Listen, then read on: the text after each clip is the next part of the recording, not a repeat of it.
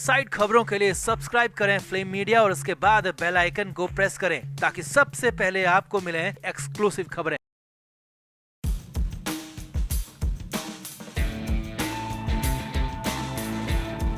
महाराष्ट्र की सियासत में एक बार फिर से भूचाल आने वाला है और उद्धव ठाकरे की शिवसेना, जो कि मुट्ठी भर विधायक अपने साथ रख पाई है, वो शिवसेना एक बार फिर से टूटने के कगार पर है। शिवसेना में पहले बागी विधायकों का तूफान आया, जिससे कुर्सी चली गई, सत्ता चली गई, मुख्यमंत्री पद से उद्धव ठाकरे को इस्तीफा तक देना पड़ गया और एकनाथ शिंदे ने बागी विधायकों के साथ बीजेपी के समर्थन से सरकार बना ली। तो यानी कि पहले एकनाथ शिंदे और अब संजय राउत महाराष्ट्र की सियासत में एक बार फिर से तूफान ला सकते हैं। जी हाँ, शिवसेना का राइट हैंड माने जाने वाले संजय राउत के ताजा बयान से खलबली मची हुई है। राउत ने अपने बयान के जरिए साफ कर दिया कि वक्त आ चुका है कि अब बीजेपी में शामिल हो जाया जाए। राउत ने अपने बयान में साफ साफ शब्दों में बीजेपी में शामिल होने के कई फायदे भी गिना दिए। तो क्या है संजय राउत का प्लान बीजेपी? तो क्या वाकई में संजय राउत भी उद्धव की शिवसेना का साथ छोड़कर भगवा का दामन थाम लेंगे? चल क्या रहा है संजय राउत के मन में, आपको बताते हैं सब। आप भी वीडियो को शेयर करें और अपनी राय कमेंट बॉक्स में जरूर दें। तो हाल ही में महाराष्ट्र की राजनीति से जुड़े शिवसेना के कई लोग ऐसे हैं जो कि कई महीनों से जेल के अंदर बंद थे और अब धीरे धीरे उन्हें जमानत मिलना शुरू हो गई है। कई को तो बरी भी कर दिया है और कई ऐसे हैं जिन पर लगे आरोप सबूतों के अभाव में झूठे निकल रहे हैं। और ये सब सिर्फ पिछले 3 से 4 दिनों के बीच में हो रहा है। सामने आया है कि ये सभी शिव सैनिक अब बीजेपी में शामिल हो चुके हैं और कहीं न कहीं माना जा रहा है कि जैसे ही ये सब बीजेपी में गए तो इनके दामन पर लगे सारे दाग अपने आप धुलने शुरू हो गए। और ये बात हम अपनी तरफ से नहीं कह रहे, बल्कि शिवसेना के राज्यसभा सांसद संजय राउत ने खुद अपने मुंह से कही है। जी हाँ, महाराष्ट्र में उद्धव ठाकरे सरकार के गिरने और शिंदे सरकार के बनने के बाद सियासी तल्खी अब भी जारी है और अब उद्धव ठाकरे के करीबी संजय राउत का बयान नया तूफान लेकर आया है। राउत ने कहा, जो लोग किसी आरोप में पहले गिरफ्तार हुए थे वे शिवसेना छोड़कर भाजपा के साथ क्या गए, उनको तो जमानत मिलने लगी है, बरी होने लग गए। राउत ने आगे कहा, हालांकि वो लोग पहले राजनीतिक दुर्भावना से गिरफ्तार किए गए थे क्योंकि वो शिवसेना में थे, उन्हें गलत आरोपों में पकड़ा गया था।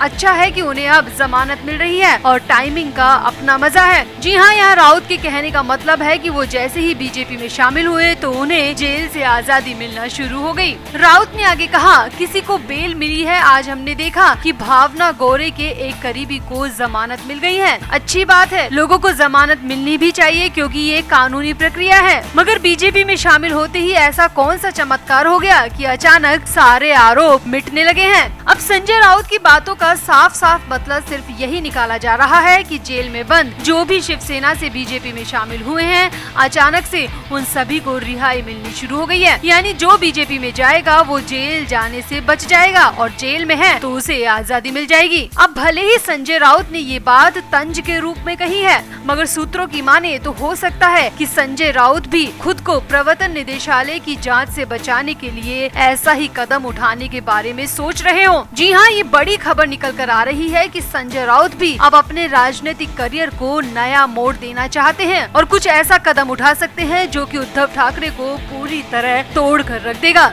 सूत्रों की माने तो संजय राउत अब समझ चुके हैं कि उद्धव की शिवसेना का अब कोई भविष्य नहीं बचा है। बीजेपी और एकनाथ शिंदे ने बाला साहब ठाकरे की शिवसेना को पूरी तरह नेस्तनाबूद कर दिया है और अब इसका भविष्य पूरी तरह अंधकारमय है। इसीलिए समय रहते राउत खुद को लेकर बड़ा फैसला लेना चाहते हैं। अब पिछले दिनों महाराष्ट्र की राजनीति में जो भी कुछ हुआ वो सबने देखा। सरकार चली गई तो पावर भी चली गई। जब पावर थी तब भी ईडी ने 2 बड़े बड़े मंत्रियों को उठाकर जेल में डाल दिया था और उन्हें तत्कालीन सरकार यानी उद्धव ठाकरे बचा नहीं पाए। तो अगर अब ईडी संजय राउत को गिरफ्तार कर लेती है या फिर संजय राउत की पत्नी को अरेस्ट कर लेती है तो बचने की गुंजाइश दूर दूर तक नहीं है, क्योंकि ना तो अब सत्ता है और ना ही पावर।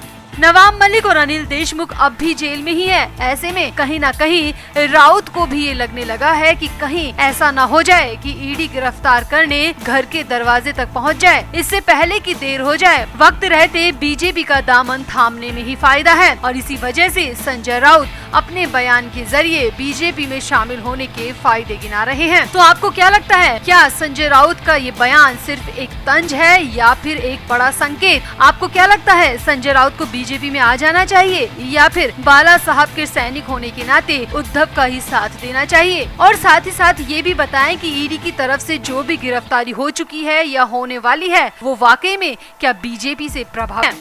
आप भी अपनी राय कमेंट बॉक्स में जरूर दें और वीडियो को भी शेयर करें। तो कहते हैं ना कि मरता क्या नहीं करता, यानी कि जब मौत सामने खड़ी हो तो इंसान बचने के लिए हर असंभव कोशिश भी करने से पीछे नहीं हटता। तो इन दिनों वो ही हाल संजय राउत का भी है। सरकार तो गई, ईडी की पूछताछ जारी है, कभी भी गिरफ्तारी की तलवार लटक सकती है। प्रॉपर्टी भी सीज हो रखी है और दुनिया भर की बदनामी हो गई सो अलग। तो ऐसे में बचने का सिर्फ एक ही तरीका है और वो है सत्ता, पावर। अब उद्धव ठाकरे वाली शिवसेना में रहकर संजय राउत को ना तो सत्ता मिलेगी और ना ही पावर। इसीलिए भलाई इसी में है कि मौका देखकर संजय राउत को भी शिंदे के साथ आ जाना चाहिए। जी हाँ, बेहद हैरानी भरी खबर ये आ रही है कि संजय राउत शिंदे की शिवसेना में शामिल हो सकते हैं और इस खबर के आने के बाद तो महाराष्ट्र की राजनीति में एक बार फिर से भूचाल सा आ गया है। तो भले ही महाराष्ट्र में सियासी घमासान थम चुका है, एकनाथ शिंदे सीएम बन चुके हैं और शिवसेना नेता उद्धव ठाकरे बैकफुट में आ चुके हैं, मगर इसी बीच शिवसेना नेता संजय राउत का चौंकाने वाला बयान सामने आया है। संजय राउत ने खुद अपने मुंह से कहा कि मुझे भी गुवाहाटी के लिए एक ऑफर मिला था, लेकिन मैं बाला साहब ठाकरे को फॉलो करता हूं और इसीलिए मैं वहां नहीं गया। जब सच्चाई आपके पक्ष में है तो डर किस बात का? तो संजय राउत ने खुद अपने मुंह से स्वीकार किया कि उन्हें गुवाहाटी में आने का ऑफर मिला था, लेकिन उस वक्त वो इसलिए नहीं गए क्योंकि सच्चाई उनके पक्ष में उन्हें लग रही थी। लेकिन अब तो उद्धव ठाकरे की सरकार जा चुकी है, उद्धव ठाकरे मुख्यमंत्री पद से रिजाइन दे चुके हैं। तो इसका मतलब क्या ये है कि अब संजय राउत उस ऑफर के बारे में विचार कर रहे हैं? सूत्रों की माने तो संजय राउत भले ही कह रहे हैं कि वो गुवाहाटी नहीं गए, मगर बहुत जल्द संजय राउत अपने पत्ते खोलेंगे और शिंदे के साथ शामिल हो जाएंगे। राजनीतिक विशेषज्ञों की माने तो संजय राउत ने अब तक ये बात क्यों नहीं बताई कि उन्हें गुवाहाटी में आने का ऑफर मिला था। वो जांच एजेंसी की बढ़ती सख्ती के बीच ऐसा बयान इसलिए दे रहे हैं ताकि शिंदे ग्रुप में जाने में उन्हें आसानी मिल सके, क्योंकि ये बयान पूरी तरह से बताता है कि राउत के मन में अब सत्ता का लोभ फिर से आ चुका है और वो भी शिंदे के साथ जाने के पूरे मूड में है। वैसे भी रिपोर्ट्स की माने तो शिवसेना के 19 लोकसभा सांसदों में से 12 से 14 सांसद ऐसे हैं जो कि एकनाथ शिंदे गुट के संपर्क में हैं। ऐसे में शिंदे गुट दावा भी कर रहा है कि ज्यादातर सांसद एकनाथ शिंदे का ही साथ देंगे। ऐसा इसलिए क्योंकि कई सांसदों को लगता है कि लोकसभा में पीएम मोदी और बीजेपी के साथ रहने से ही उन्हें जीत हासिल होगी और जांच एजेंसी की जद में आने से भी बच जाएंगे। जब लोकसभा के सांसद शिंदे गुट में जा सकते हैं तो हो सकता है कि उन्हीं सांसदों के साथ संजय राउत जो कि राज्यसभा सांसद हैं, वो भी शिंदे गुट में ही शामिल हो जाएं। हो सकता है कि सांसदों की लिस्ट में संजय राउत का नाम भी शामिल हो।